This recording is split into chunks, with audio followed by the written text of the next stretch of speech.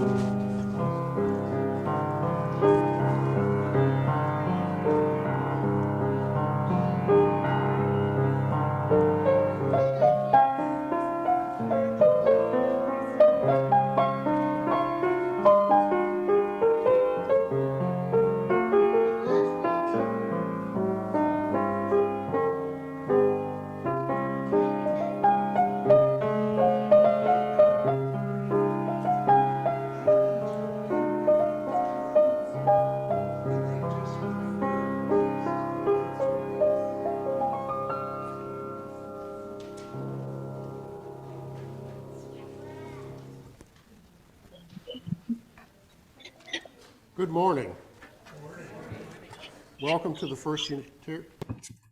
the Unitarian Universalist Congregation of Lynchburg, one of the alternative possibilities for our name, just to see how it trips off the tongue. Here we gather in a spirit of freedom and friendship. Whoever you are, whatever your beliefs, whatever your age, and whomever you love, you are welcome here. As we work together for justice, compassion, and peace, we also acknowledge with humility that our buildings sit on land originally part of the Monacan Nation. My name is Gary Duvall. I've been a member of First Unitarian for more than 50 years, which must mean I'm getting pretty old. And I'm a member of the Sunday Services Committee. If you're with us for the first time, we're glad you chose to be here this morning to participate in the service for this church community we love so much. We'd be happy to tell you more about our community during virtual social time or coffee hour in the fellowship hall. If you would like to receive our monthly newsletter and Friday email updates, please fill out the virtual visitor card on the website under Sunday services held via Zoom, or there are yellow cards on the back of some of the seats. You may also wish to join our Facebook group. For those of you on Zoom, please note that the order of service is in the chat to the right of your screen, or it soon will be. As we enter our time of worship, we light the flame of our chalice, sharing these words, which are printed in your order of service. May the light we now kindle inspire us to use our powers to heal and not to harm, to help and not to hinder, to bless and not to curse, to serve you, O Spirit of life. Our opening words this morning were written by William Stafford. It could happen anytime: tornado, earthquake, Armageddon. It could happen. Or sunshine, love, salvation. It could, you know. That's why we wake and look out.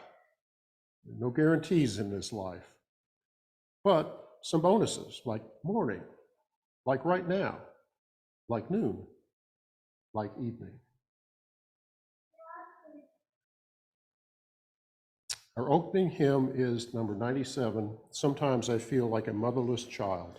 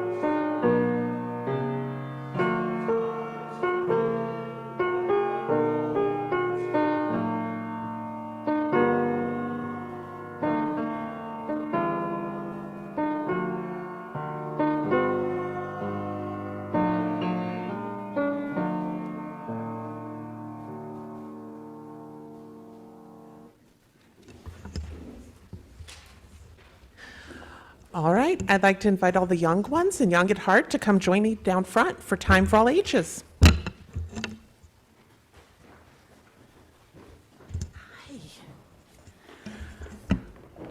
I am so happy to see all of you today.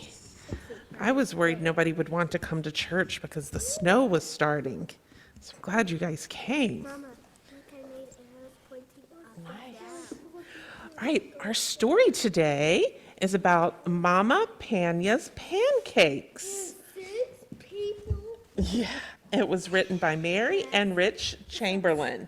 6.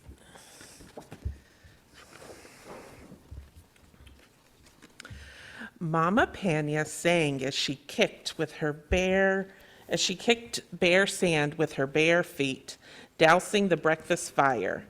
Attica, hurry up, she called cheerfully. Today we go to market. Surprise, I'm one step ahead of you, Mama. Attica stood in the doorway, dressed in his finest shirt and cleanest shorts. I'm ready. Now Mama Panya had to hurry. After storing her pots, gathering her bag, and slipping her feet into her sandals, Mama Panya called, I'm ready too, Attica. Where are you? Here I am, Mama, 2 steps ahead of you. He sat under the baobab tree, Mama Panya's walking stick in hand. Why, yes, you are. She accepted the stick and led them down the road. What will you get at the market, Mama? Oh, a little bit and a little bit more. Are you making pancakes today, Mama? You are a smart one. I guess I can't surprise you. How many pancakes will you make? Mama fingered 2 coins folded in the cloth tied around her waist. A little bit and a little bit more. Rounding the corner, they saw Maisie Adolo sitting by the river. Habari za ashubi, Mama asked softly, so she wouldn't chase away the fish. Attica blurted out, We're having pancakes tonight. Please come. Attica, Mama whispered in his ear. Maisie Adolo waved back, saying, Asante sana, I'll be there. Mama quickened her pace. We had to invite Maisie, Attica said. He's our oldest friend. Hurry up, you're a few steps behind, Mama replied.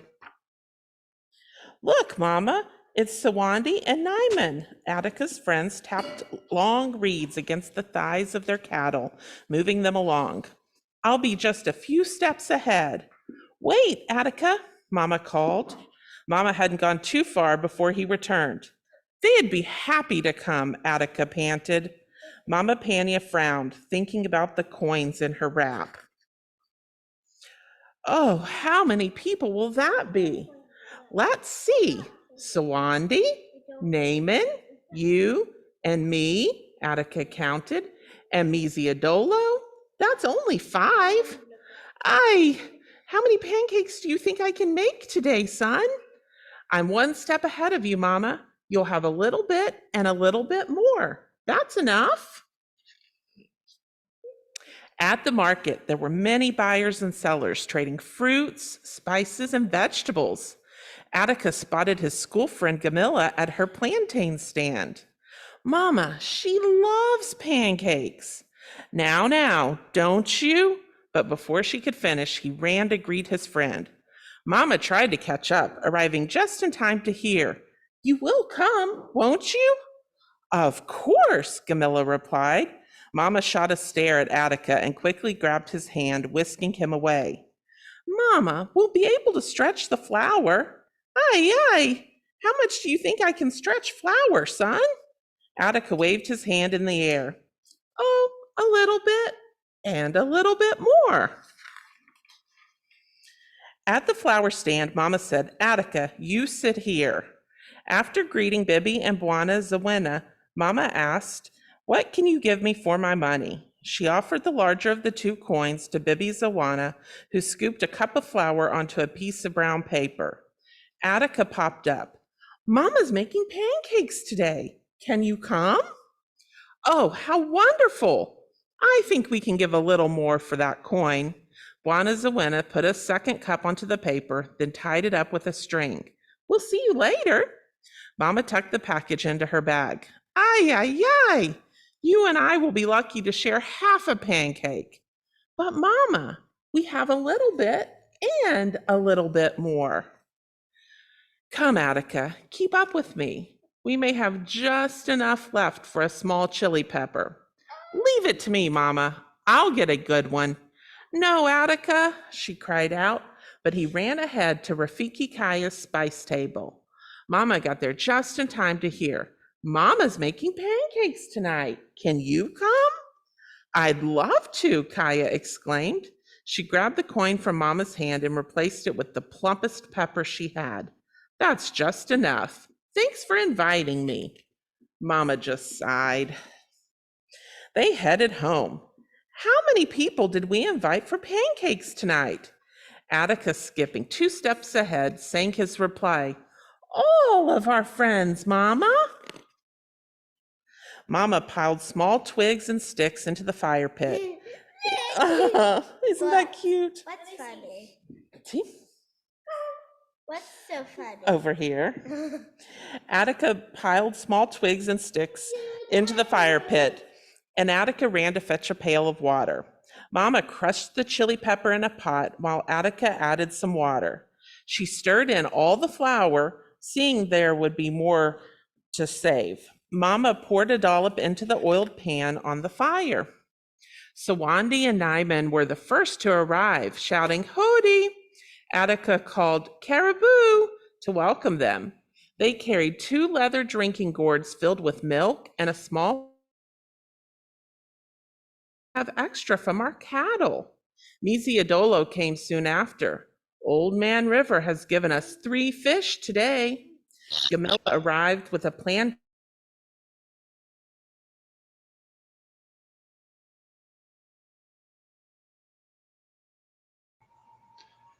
There's something wrong with the audio.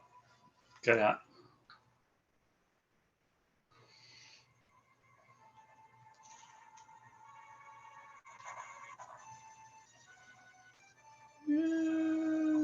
That's fine.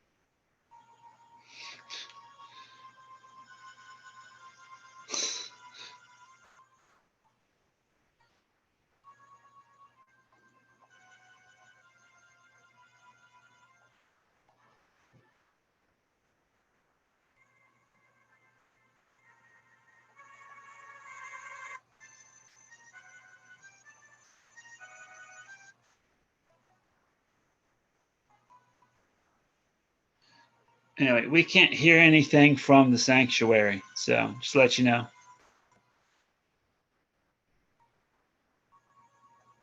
Thanks, David. We'll hang tight while folks try to sort it out. Yeah.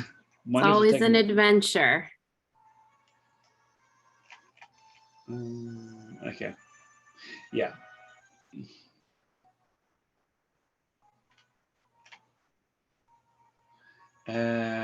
We got some.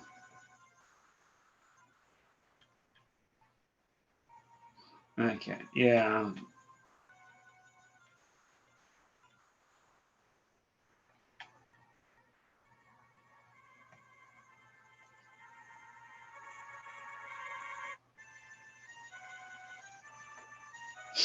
Yeah, seemed to have a couple of those the last couple of weeks.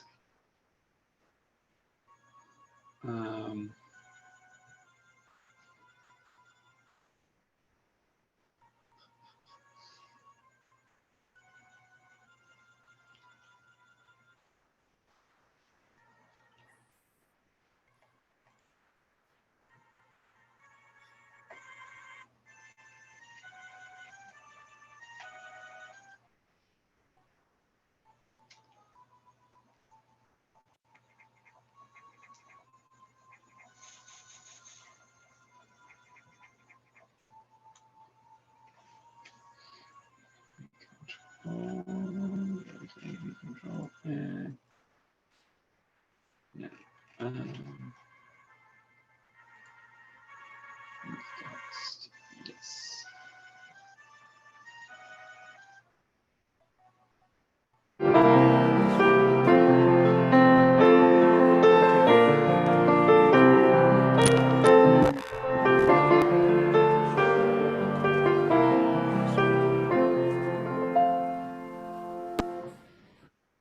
You receive these monetary gifts along with the gifts of your time, work, and creativity, which also sustain the church. As together we give generously to support our congregation, let us also commit ourselves to a unity of spirit to make manifest a more just, peaceful, and loving world.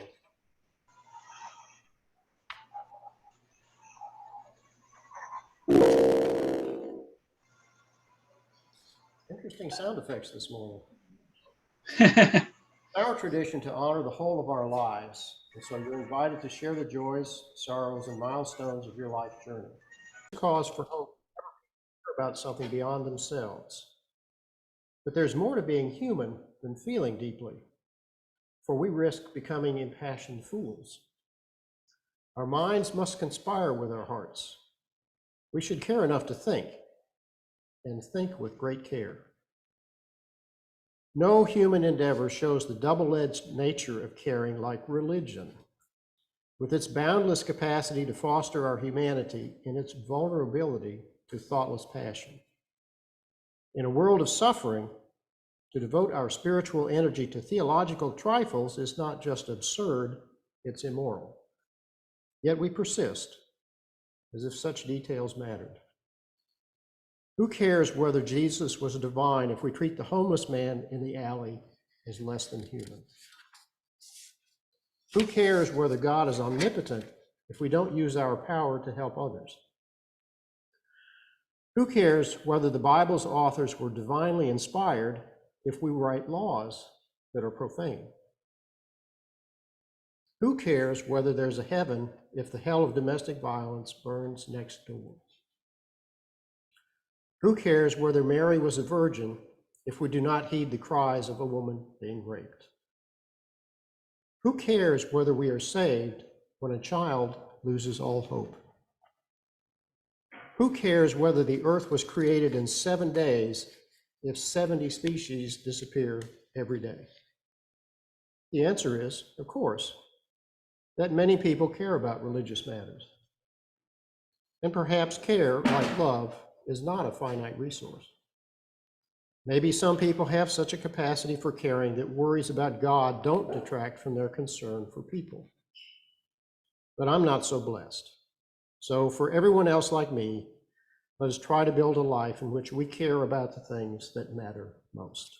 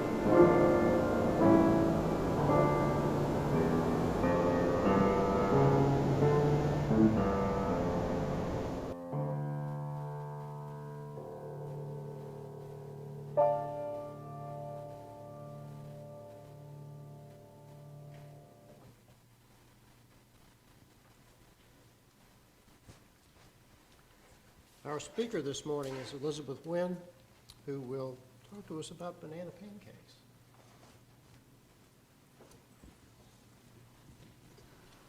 Thanks so much for having me in worship with you all this morning. So one Saturday, I We're not getting really the sound. wanted pancakes. Not dissimilar from the Time for All Ages story that we wonderfully heard. I really wanted pancakes. And in my vision, I wanted maple syrup, butter, the whole thing. I normally make pancakes with some almond flour, some bananas, some eggs, because we always have bananas in my house floating around going brown, and I like the way they come out. Nutty, not too sweet, hearty. But we were out of eggs, and that morning also bananas. And in case I was thinking of making classic pancakes, we were also out of milk. But I had a vision, and I could not be stopped. I remembered vaguely that flax seeds and chia seeds can be a substitute for eggs and have a similar binding quality. And a housemate from like 3 houses back's former girlfriend was vegan, and so we had a ton of flaxseed left over from her. So in went that, and chia seed, and baking powder, and almond flour, and some oats, and maple syrup, and almond extract, and all these good things.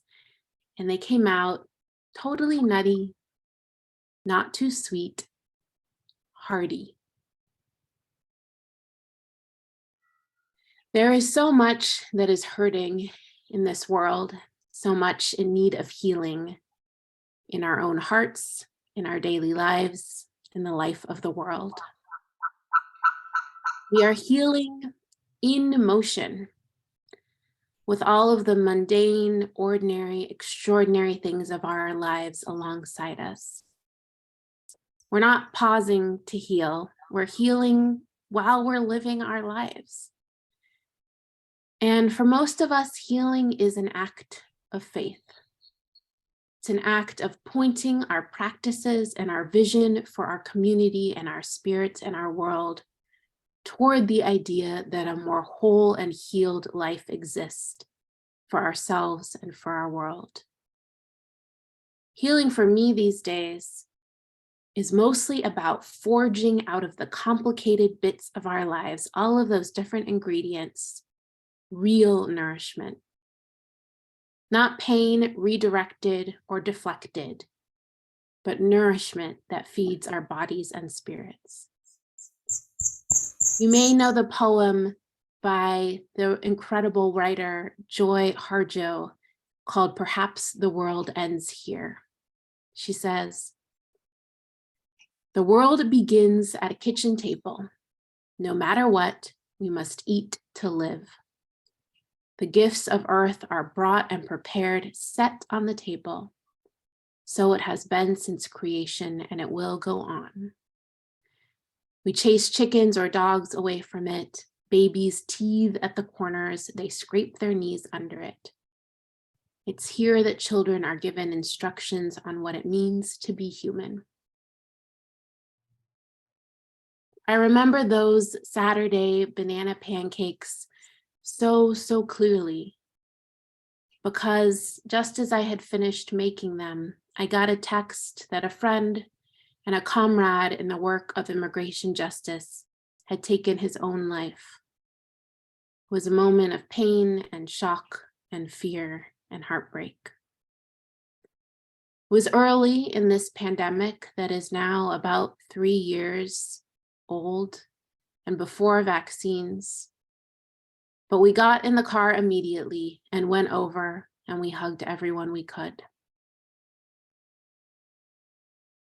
Writer Indi Samarjiva, in his essay, "I Lived Through Collapse, America is Already There," talks about his experience living through the devastation and mundanity of the Sri Lankan Civil War and the devastation and mundanity of life now. He writes, "I lived through the end of a civil war. I moved back to Sri Lanka in my 20s, just as the ceasefire fell apart. Do you know what it was like for me?" He goes on, "Quite normal. I went to work, I went out, I dated." He goes on, "This is how it happens, precisely what you're feeling now. The numbing litany of bad news, the ever-rising outrages, people suffering, dying, protesting all around you while you think about dinner. Or when someone you love dies while you're making pancakes."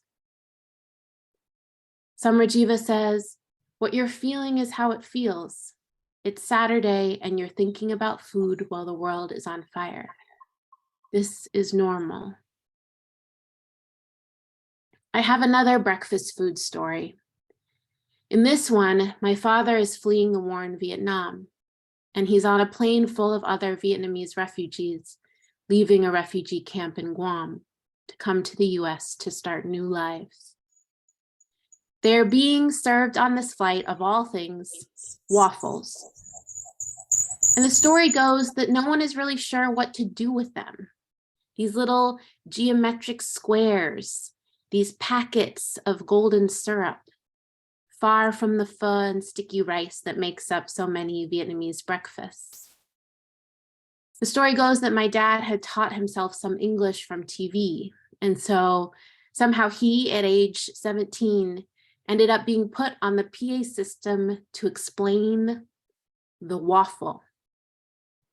And so he did, to a plane full of people who had suffered and fought and fled and witnessed so much death, and also needed to eat, needed nourishment. I imagine him saying, "You pour the syrup on the tiny squares and you cut it up. It's breakfast. The world is on fire and we have to eat."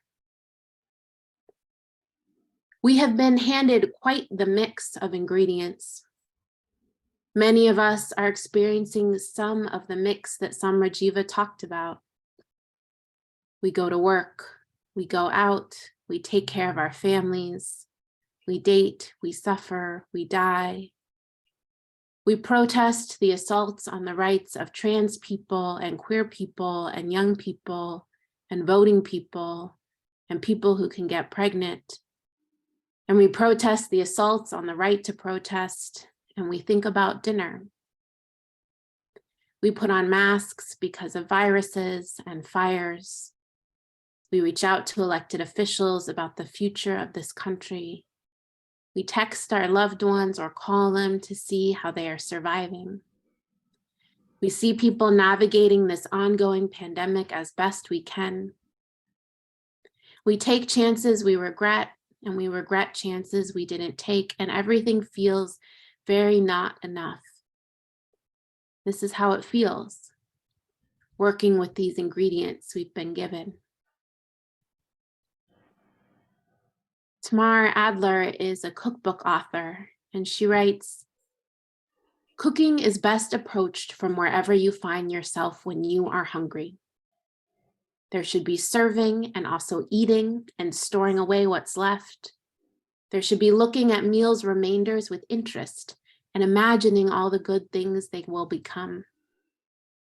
She says, "I only mean to show what cooking is, an act of gathering in and meeting out.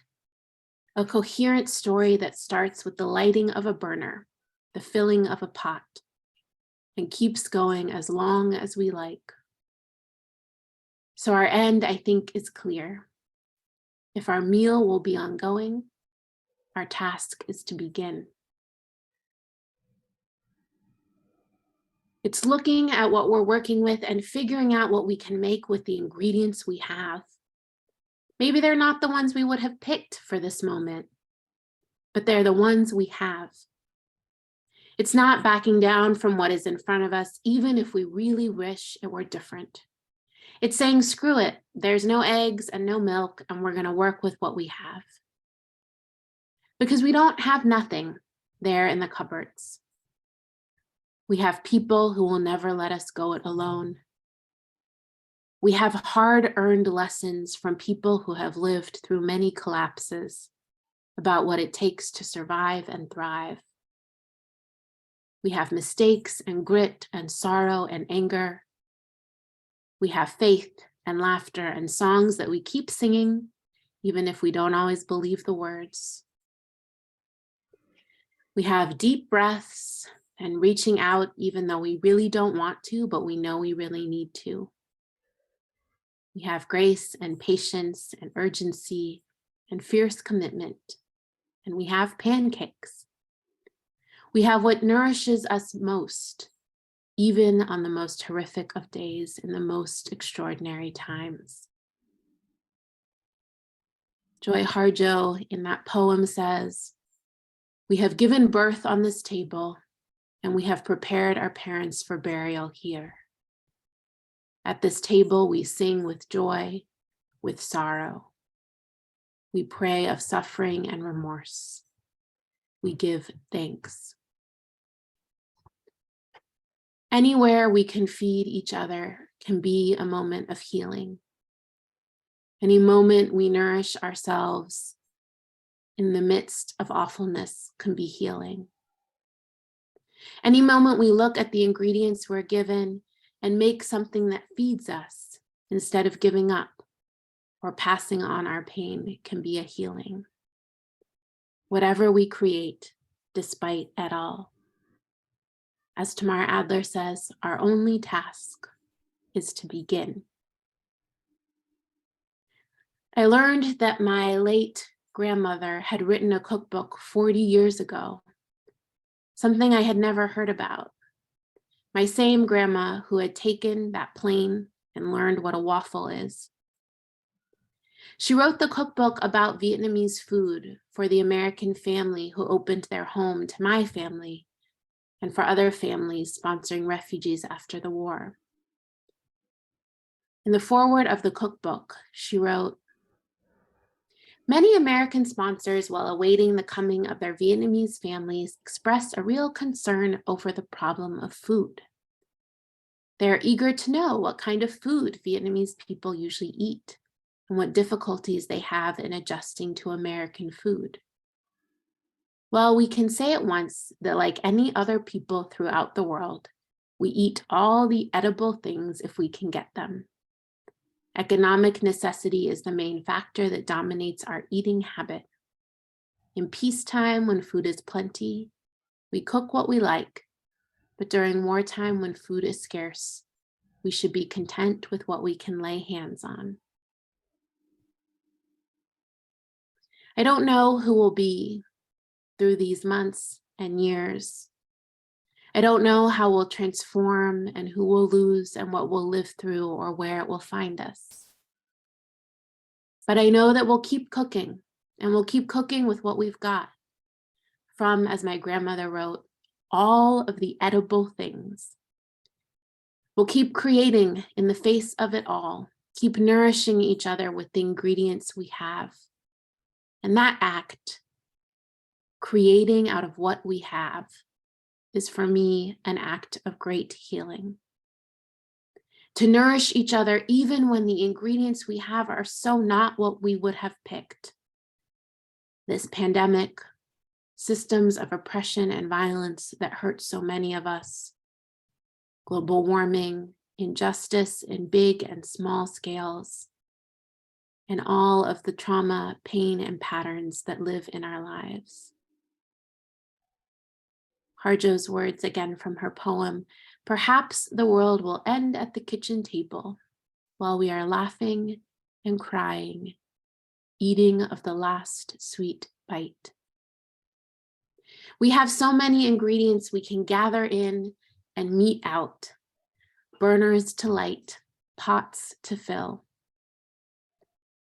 What are we creating? What are we beginning despite it all? What are we doing with what we're working with? For my grandmother, I imagine that writing that cookbook might have been an act of healing with what she had right then. She had lived through civil war and the losing of a child to that war. She was starting a life over she had never wanted to start over, in a new country with a new language, with new foods, trusting total strangers to care for her survival as if it were their own. And she looked at the literal ingredients on the shelves in the grocery stores in Milwaukee, Wisconsin, very different from the markets of Saigon. And she made substitutions. She found her sources for fish sauce and lemongrass. She cooked and she fed, and she wrote it down so others could cook and eat. Whether it's Saturday pancakes while a friend is dying, or pho after a war, we heal from where we are, not from any other place. We heal with what we've got in the cupboards. Let what we're cooking be a source of healing for ourselves and our world. Those words from Tamar Adler. Cooking and healing are best approached from wherever we find ourselves when we are hungry. Anytime we look at the ingredients we are given and make something that feeds us is an act of healing. Anytime the cupboards don't have what we want and we make Saturday pancakes anyways is healing from where we are. Here we are beginning, creating, cooking, despite it all, making banana pancakes. Amen, and may it be so.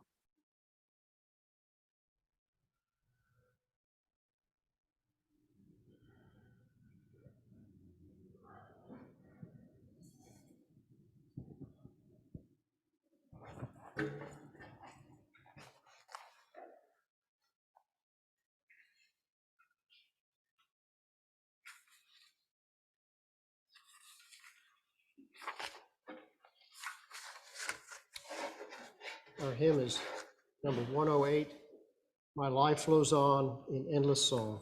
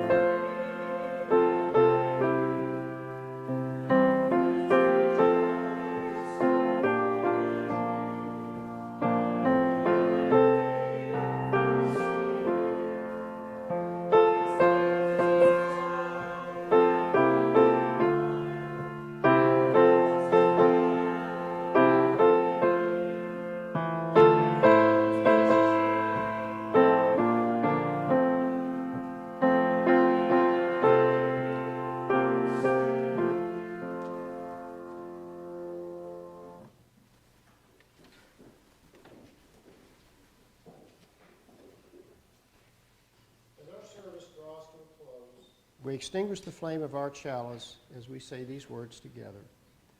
We extinguish this flame, but not the light of truth, the warmth of community, or the fire of commitment. These we carry in our hearts until we are together again.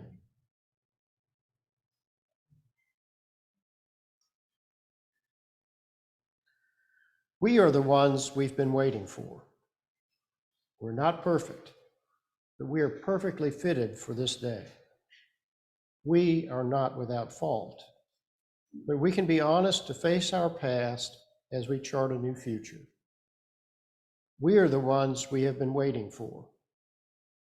May we be bold and courageous to chart that new future. May we have faith in a future that is not known. We are the ones we have been waiting for.